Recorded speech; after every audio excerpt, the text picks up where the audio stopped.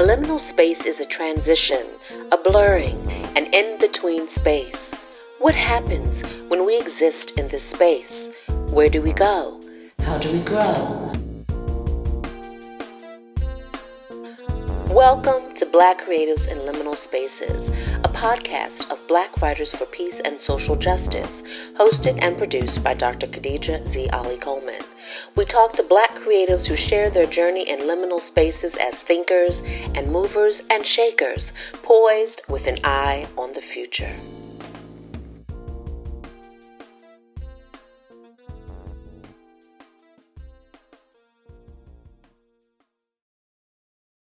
Cynthia L. Dorsey is an actor, director of stage and film, and Broadway producer who is currently part of the production team for the Broadway musical Wanted, written by Angelica Cheri.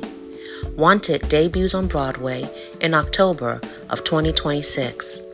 Cynthia is the co-founder of SoulFLY Theatre Society.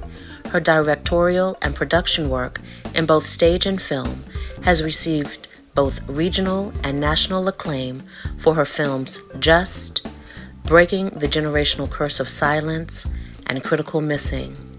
She was selected for the 2022 Theater Producers of Color cohort and honored as the 2022-2023 Prince TTLP Fellow, an accolade announced by Playbill. She has served as a producing fellow at P3 Productions and served as a creative producer at Musical Theater Factory. Cynthia was named a 2024 Women to Watch on Broadway by the Broadway Women's Fund, and her work as an arts educator led to a nomination for an Excellence in Theater Education Tony Award.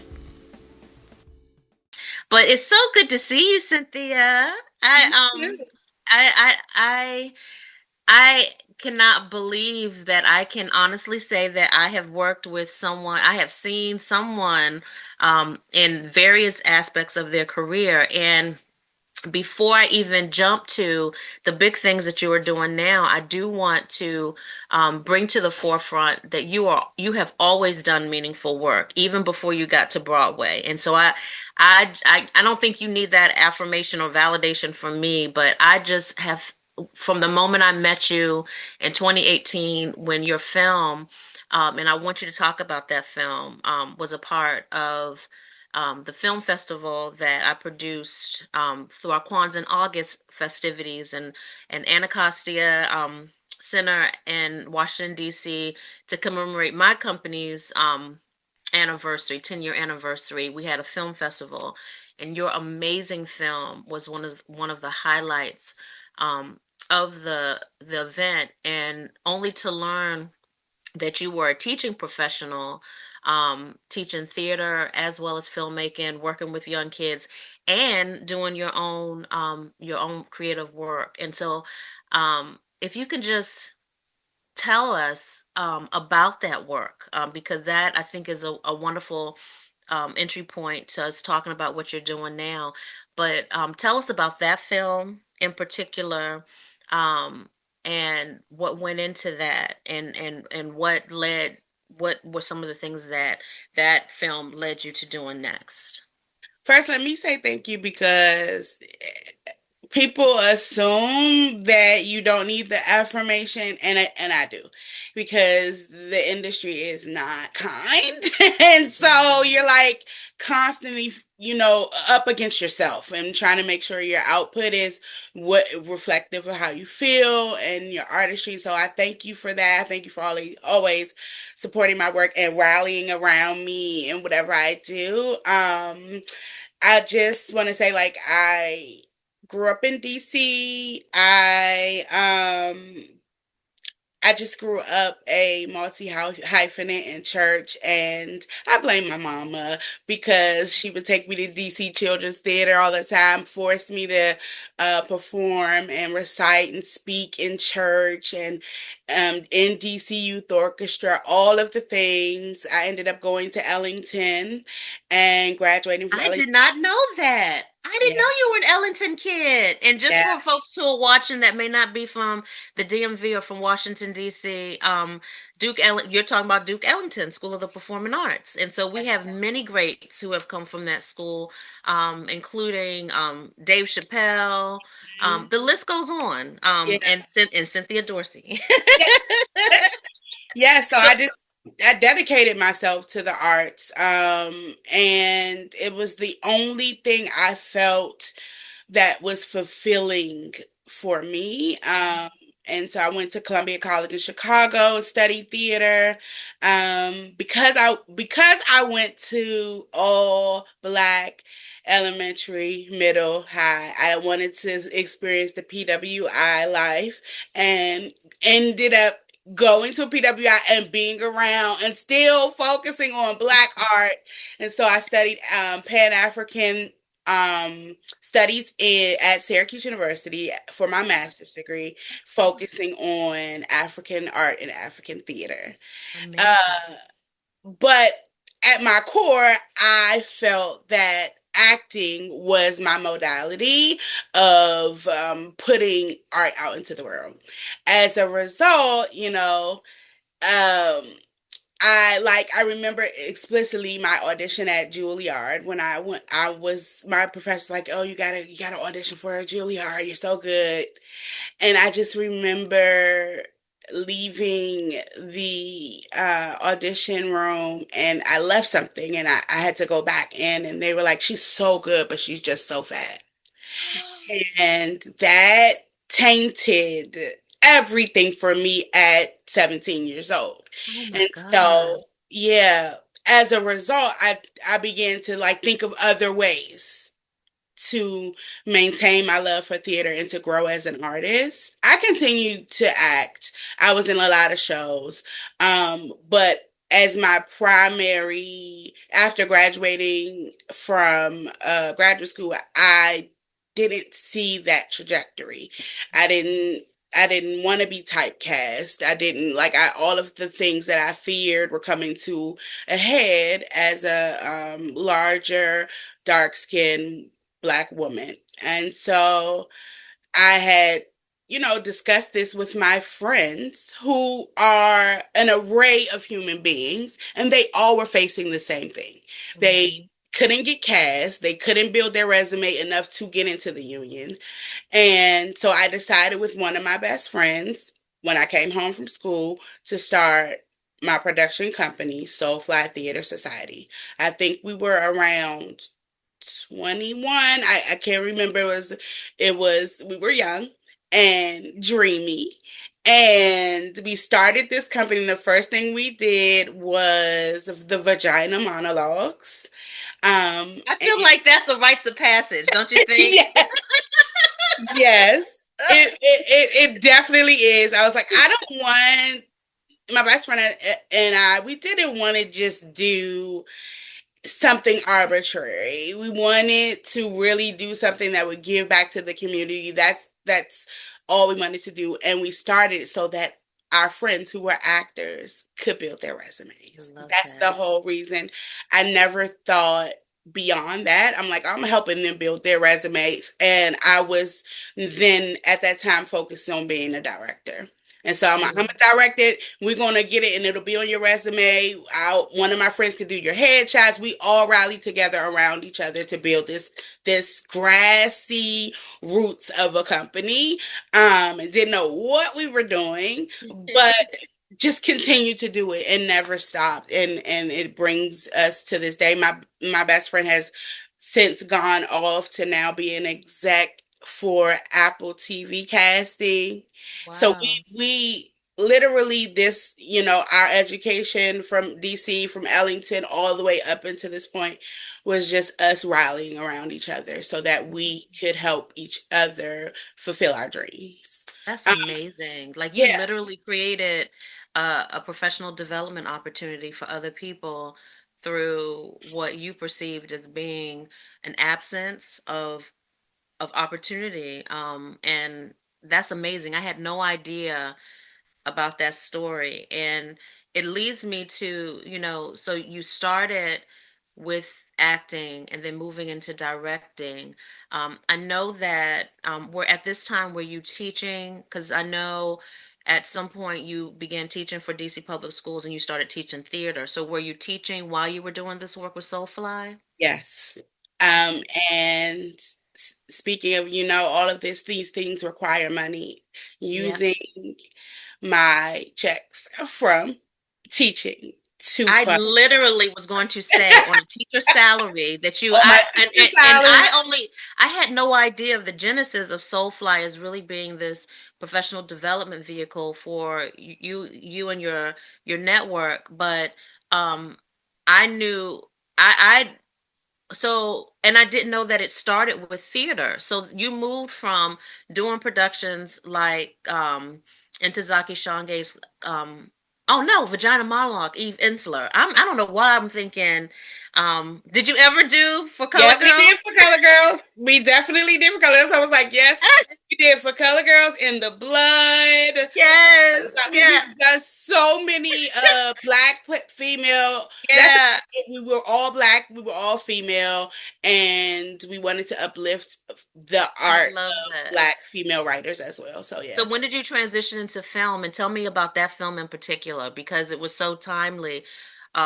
So I don't want to talk too much because I want you to talk about what led you to doing film and that film in particular. I have always been wanted to do film. I always wanted to. I just didn't never. I took some film classes in undergrad, but I never. That wasn't my focal point. Theater was. Um, and I was like, well, let's give it a try. At the time, though, we were in an era where Relisha Rudd, the young girl who went missing in DC that was living in a homeless shelter, went missing. I was teaching. A lot of the young black girls I was teaching at the time used to spend hours with me in my classroom during their lunch break or when I had a break. And I was also helping to raise my goddaughter who was living with me.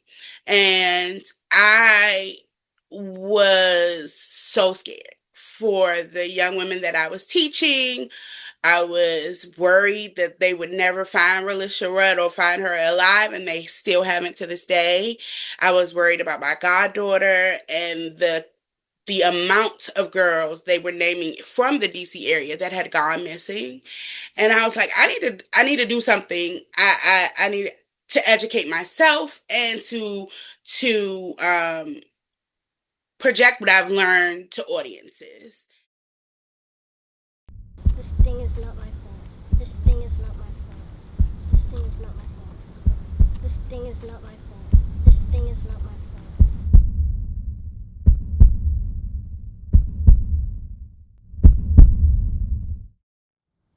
This thing is not my fault. This thing is not my fault. This thing is not my fault.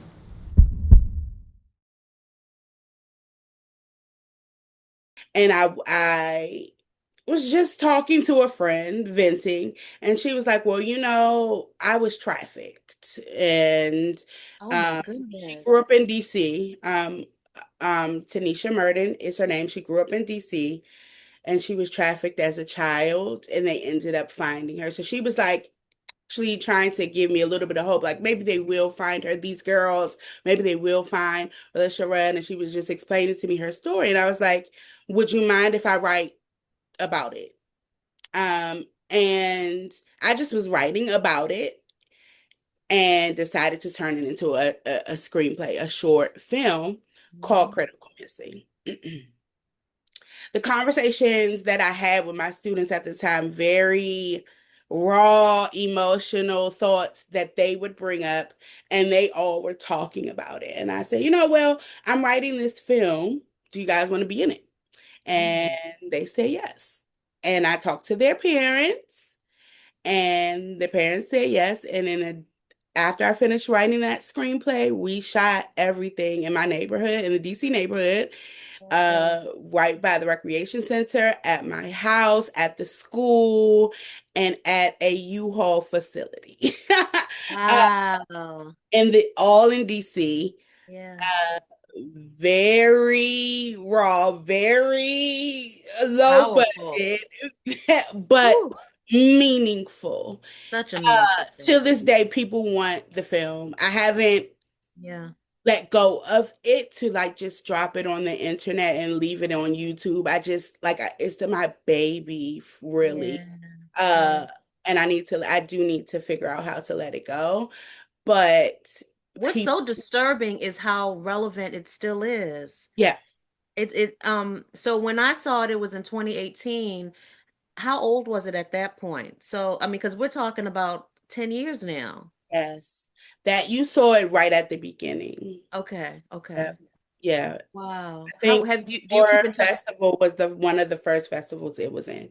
Okay. Do you keep in touch with any of the young people that were in it? Yes, they are all. People ask me, can we do an extension? Can we bring the girls? I'm like, they're in college. Yeah. They Yeah, I are was in college and living their best lives. I'm so what? proud of each and every one of them. That's Yeah, amazing. That's yes. amazing. Because yeah, they were young girls and if they're in college, they're probably near the end. Um, Mhm. because I was Yep, 10 years ago. Yeah. yep. And so then you went on to do a documentary film, Yes, still keeping to what has seemed to become your platform, advocating for women, speaking to issues, not just women, but specifically Black girls and women. And you did a documentary, and I'm guessing this was around the pandemic when you started. Yeah. yeah. I probably did start. It took me so long to do that documentary. It is called Breaking the Generational Curse of Silence. This is the Sasha model, the Black women's triangulation of rape. I think the sexual abuse started when I was about 6. Someone touched me inappropriately. I was cornered in a room with him. I'll be damned if I didn't teach children that it's okay to say no to another person touching your body. The type of violence that we see against women now, that is not something that was innately, historically a part of the African fabric. Common misconceptions about people who've been sexually assaulted is that it's happening to girls and that, boys aren't being sexually assaulted. It's a live model. I think it can be changed. I think people can add to it. There's no way I can catch all the nuances that happen in our world. I think what is more so generational is the silence. I'm a victim of sexual assault. Someone violated me.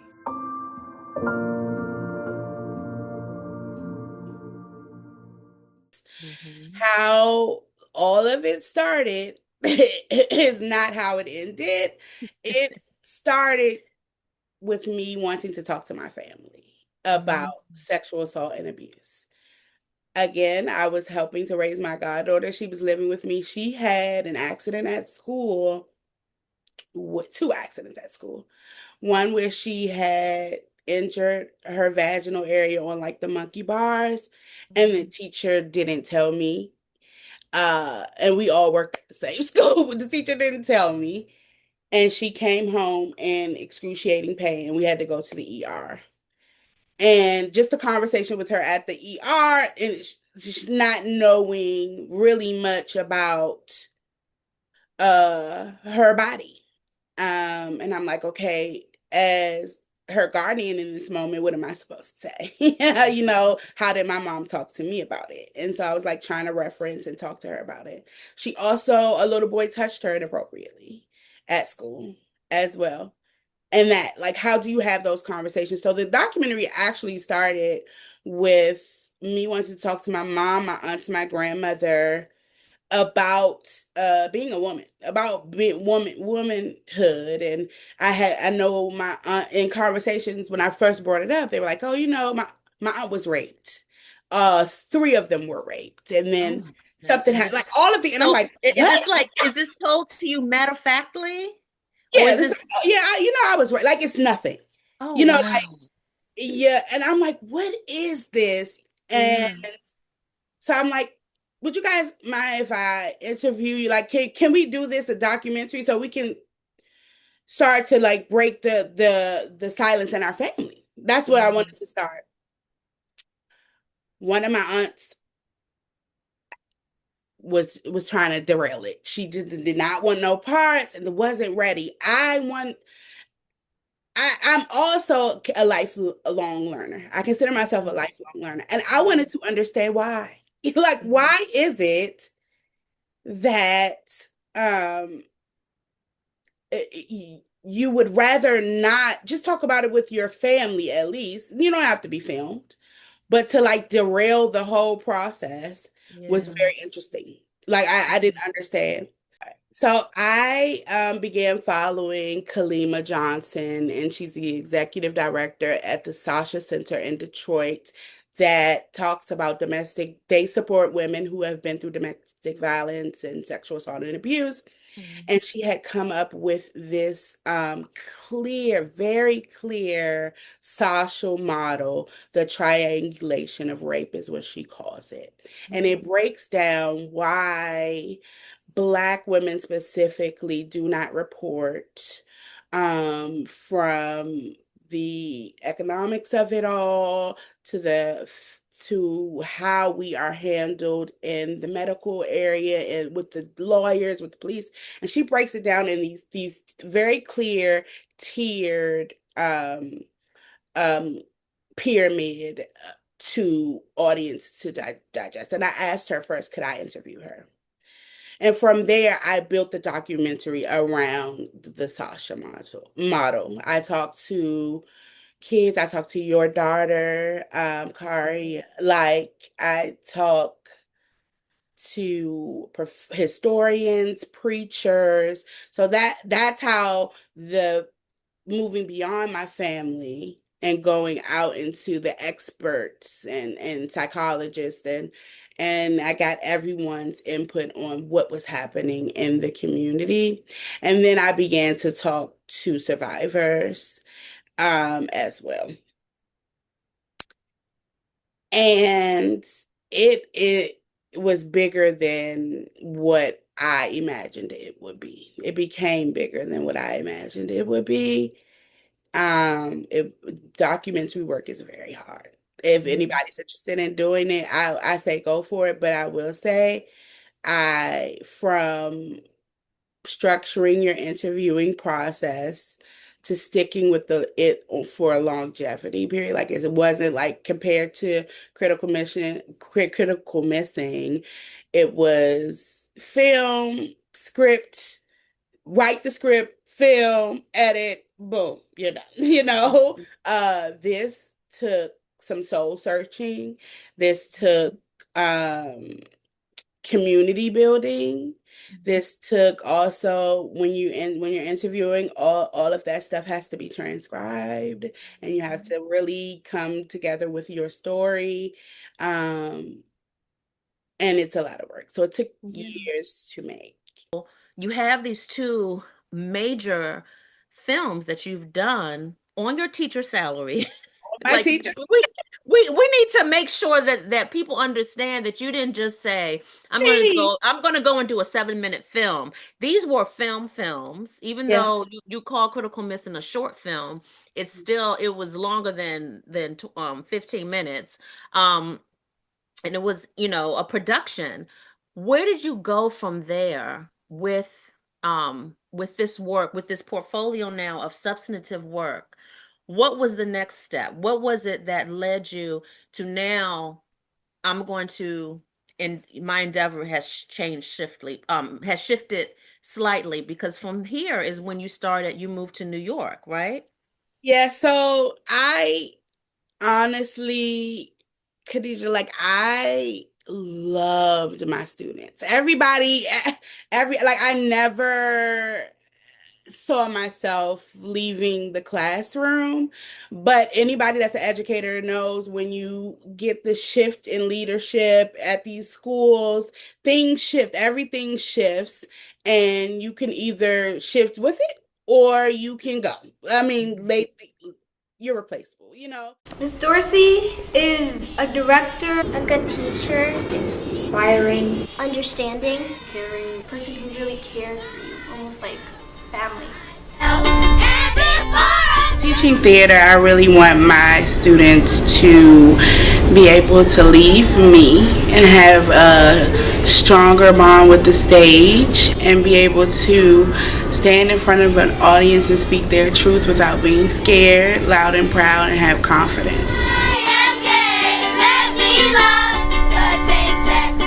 Miss Dorsey has helped me become the person I am today. Because of her, I learned how to tell myself that I was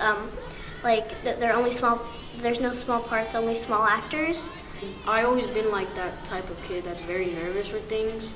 She's just really inspired me. I was really shy, and then after 1 to 3 days of drama, I started becoming more social. She always encouraged me to go on stage when I really didn't, because I always had this problem that when I went on stage, I would get anxiety, I would start crying. Miss Dorsey finds a way to make it fun and interesting, and in a way that we enjoy it. I feel like how she's empowered all the students in her class is by just connecting with them. She helped me get out of my comfort zone. And she would always come to me and try to give me take deep breaths or do something with my hands or distract myself so I wouldn't think about it. She taught me how to just do theater as a whole. When students are able to do something really hard in one of their arts classes, in drama and theater, that helps them see that they are able to do hard things. She would tell us to stand up for things we really believe in. We protested about black rights and many other rights. We also marched around the whole entire mall. I just felt it really gave us power. It gave me a good feeling, and it made me feel like I was actually doing something to help our society. She would give them the courage to do things that they probably didn't think they'd ever do without her. So I think during quarantine, I began to question I'm not happy. I'm happy in my bubble in my classroom, but teaching is a community effort. And if when I walk out of my classroom, if I'm uncomfortable, if I'm not happy, then you're not happy at work. And I was very, very depressed. But we were in quarantine, so I took that time to begin educating myself on updating my resume, figuring out what artistic creative jobs I could do, what skills are transferable from my decade of teaching. Because a lot of times when you're a teacher and you apply for something else, they're like, no, which is so weird. But I was trying to figure out what I could do next during quarantine. I spent the majority of quarantine doing that. And I also took classes. A community that I joined was Theater Producers of Color. Theater Producers of Color is a organization that provides you about 6 weeks rush course on commercial producing. Commercial producing is a model of producing that is for profit, whereas nonprofit theater, it's cyclical. You are building into the company, but Broadway is a commercial producing ideology. Right. And so I took this course and became a part of the Theater Producers of Color community. But again, being a lifelong learner, after I finished that work, I'm like, oh, I don't understand. I don't fully understand. What can I do to fully understand this commercial producing model? How can I begin to shift my company to, is it possible to do both? Can I shift my company to be to do commercial work and regional nonprofit? What can I do? So I started applying for fellowships. And I ended up applying for the Prince Fellowship. At the time, again, remember, it's quarantine. I'm applying for everything, trying to learn. So I didn't know much about the Prince Fellowship. I just knew it was the next expansion of learning. Getting the Prince Fellowship means you would take the theater management and producing courses at Columbia University. I thought that was great. I'm like, oh, free classes? Great. I was like, I could do all of this from my laptop because I had the quarantine brain. And I applied for the Prince Fellowship, went through a series of interviews, and they emailed me and said that I got it. I was like, yes. Oh my Yes. gosh, great. Um, cool. And then they're like, what classes do you want to take? So I looked at the classes and like, great. And I'm like, none of these classes say that they're online. I'm like, what? So I asked the program manager, I'm like, hey, how do I sign up for the online class? And he was like, Cynthia, you have to move to New York City to be fully engulfed in the program. I was like, oh no. I was like, oh no. I told my mom, and she's like, so just quit your job. I'm like, no, how am I gonna fend for myself? Like what? Like the fellowship offers you a small lump sum. I had got an attachment with the theater leadership project that expanded because the fellowship is 1 year, but the theater leadership project would give me support for 3 years. Fantastic. They would support a commercial project that I was interested in producing. I would get these classes at Columbia, a full year at Columbia, and a stipend for my project, and money per annual. Um and Wonderful. healthcare. Oh, and healthcare. That's amazing. What was the Amazing. project? What was the project you chose to do? I chose okay. I Okay, I'm initially sorry. I'm rushing ahead. Look at me. Yeah, I initially pitched a project that one of my friends at the time wrote, but as I got into the program, I was like, oh, the piece that I pitched, I didn't see it as commercial anymore. It is truly a difference about what a commercial project is, and vice versa. Um, so I ended up switching to a project called Black Girl Topia. Again, female, a female Black playwright. Um, and so that's what I ended up going through the program with. Um, but my mom, when I was deciding whether or not to go forth, my mom made a statement is that she was like, we as Black people aren't always afforded this opportunity. And when I looked at the previous Prince Fellows, there were no Black faces on Oh, that wow. list, but there was the first Black fellow was before me, and she just wasn't on their website yet. Oh, So I wow. thought I would be entering this as the first. It was Okay. two of us entering at the same time. We were both Black women. Oh, great. So I took that into consideration, and my mom was like, yeah, white families do this all the time. They do this all. They take sabbaticals. They go off and see the world. Um, so you should do it. So because it was accepted in the summertime, it was easier to leave the classroom because I Yeah. wasn't there.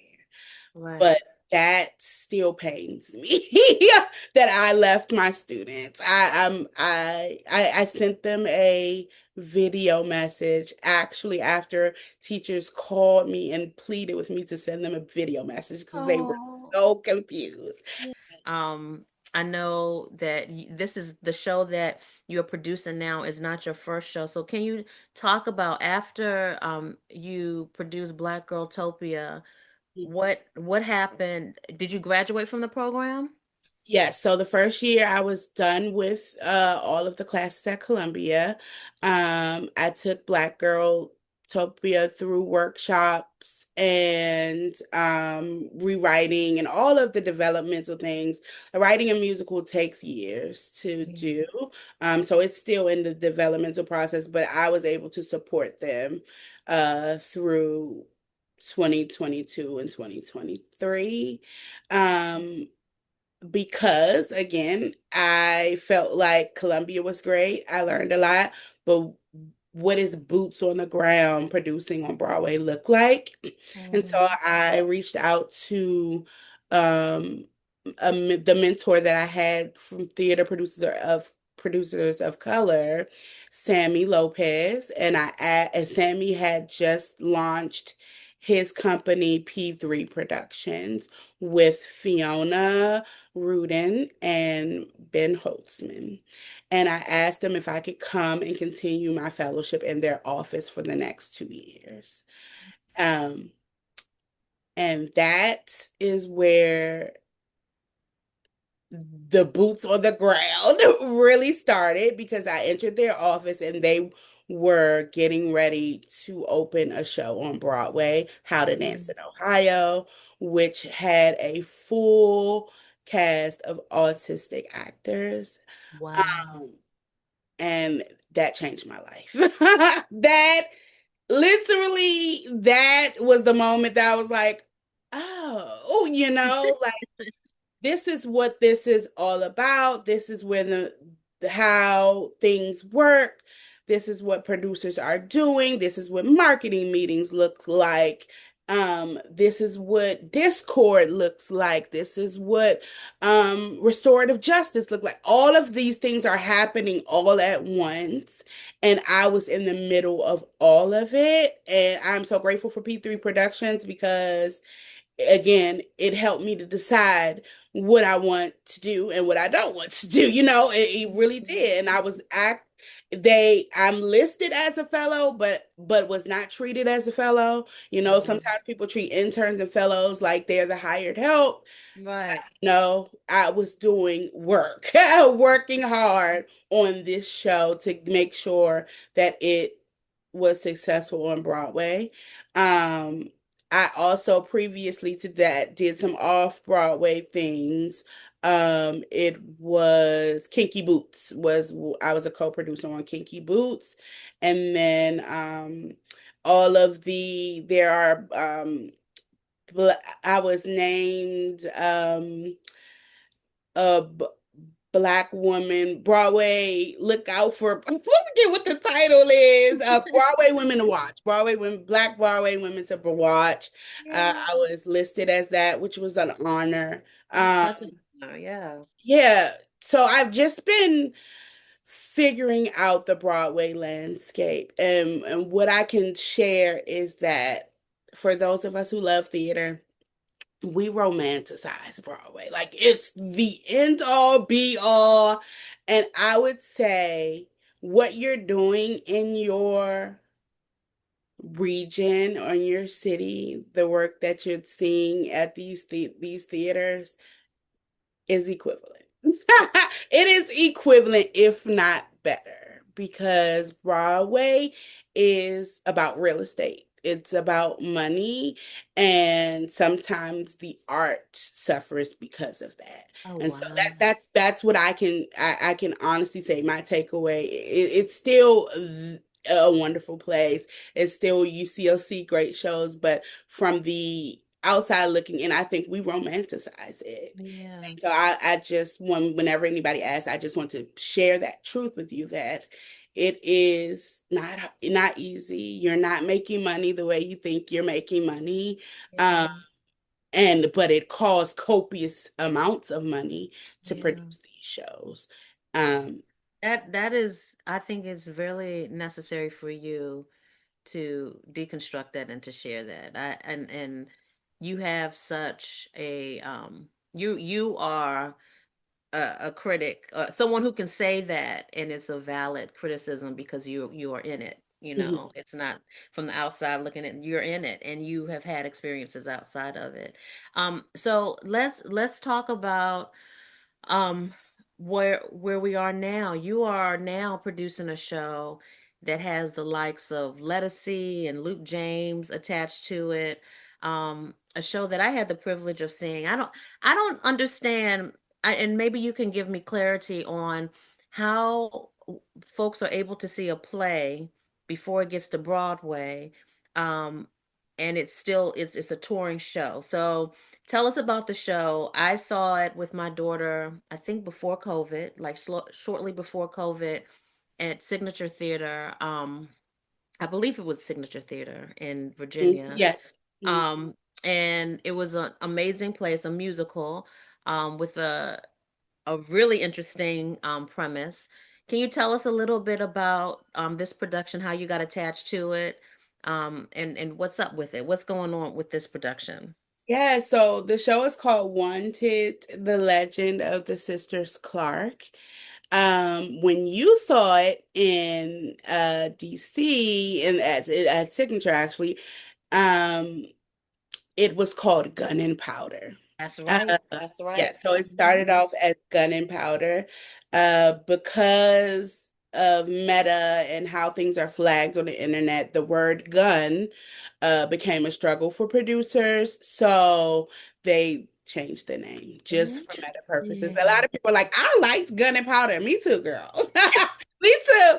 But marketing is a huge part of any success, from shows to like you marketing, you have to be able to market it. And so that was just the reason why the name was changed. It's written by book and lyrics by Angelica Cheri, who is making history as the first Black woman to write both book and lyrics of a wholly original Broadway musical. That's amazing. Um, so And when we say wholly original, it's because so many Broadway musicals out now or recently have music like pop music or music by someone else, not necessarily yes. or comes from somewhere else And other even than. the concept, like a lot, like mentioning this, we know, like, for instance, the MJ, which is fabulous, written by Lynn Nottage, who's a Black woman, right?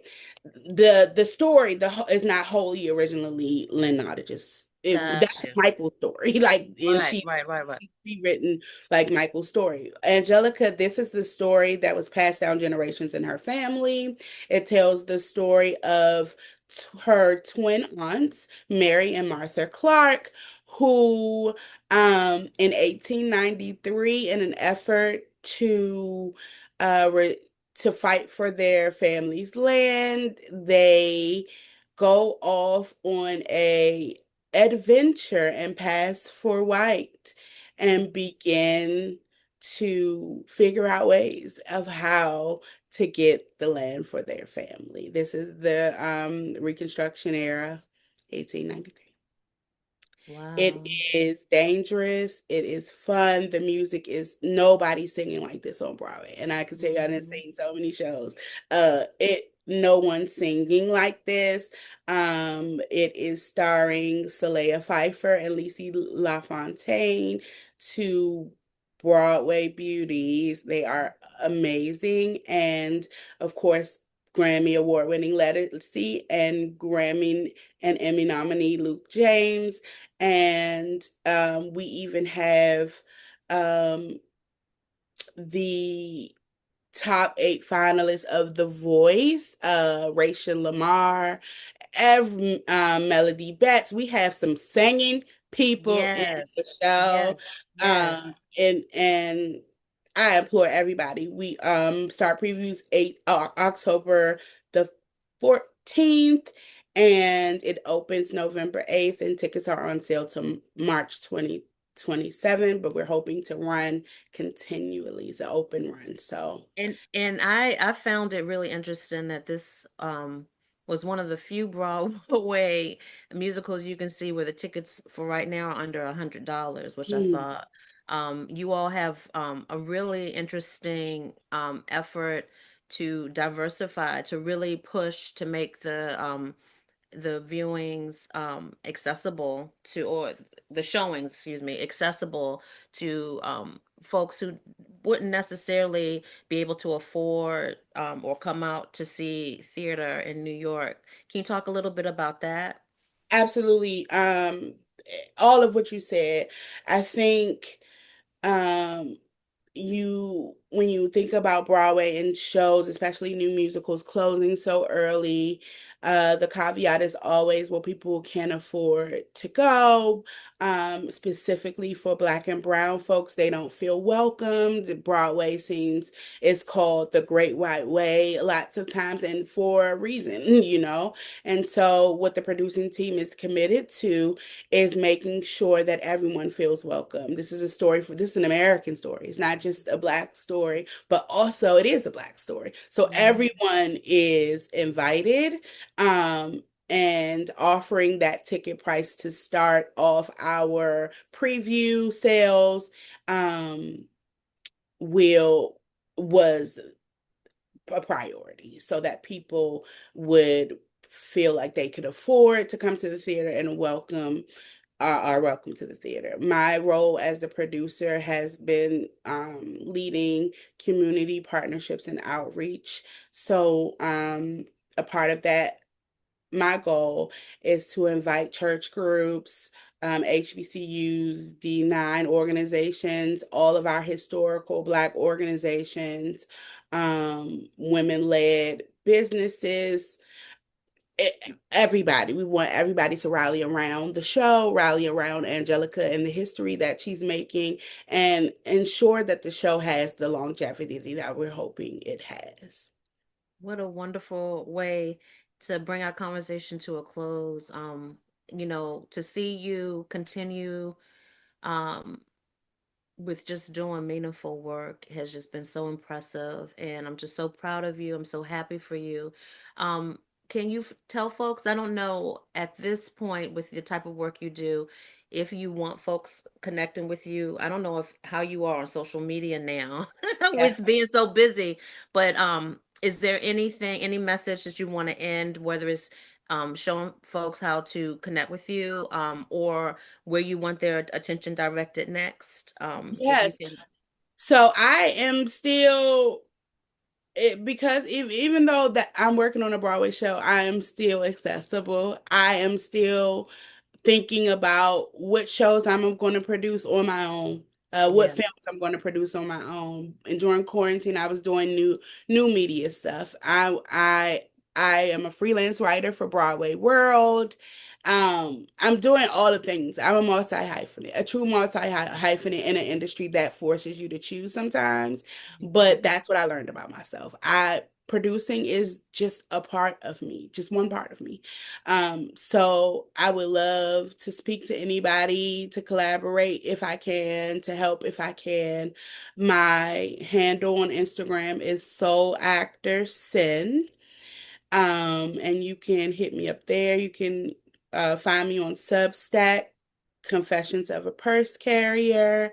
Um, and of course on the SoulFLY Theater page, RE at the end, and hit me up there as well. And I look forward to continuing this work. I think once I'm finished the legwork of Wanted, after it opens, I'm gonna move on to a film that I'm going to direct and produce and have written.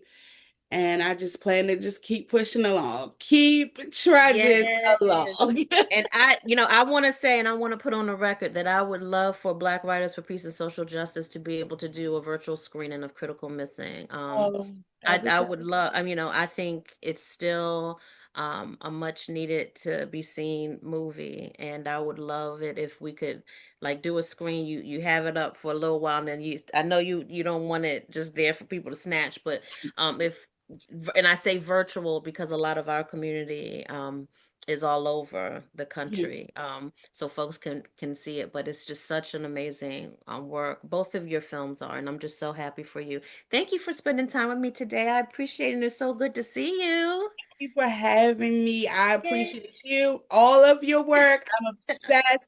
I Oh, remember reading in one of your productions too. I was in one of your productions at the Kennedy Center. Yes, you were, but that was it's not about me. I don't we do not even have enough time to talk at length about all the things that you've been involved with, but I am just so honored to have been a small part of your journey, and just to continue to see you shine just makes me feel so proud. And as a fellow DC native, and someone from DC, you just are such a wonderful representative of our city, of our area, and I'm just so happy and thrilled to be in community with you. So thank you So much, Dr.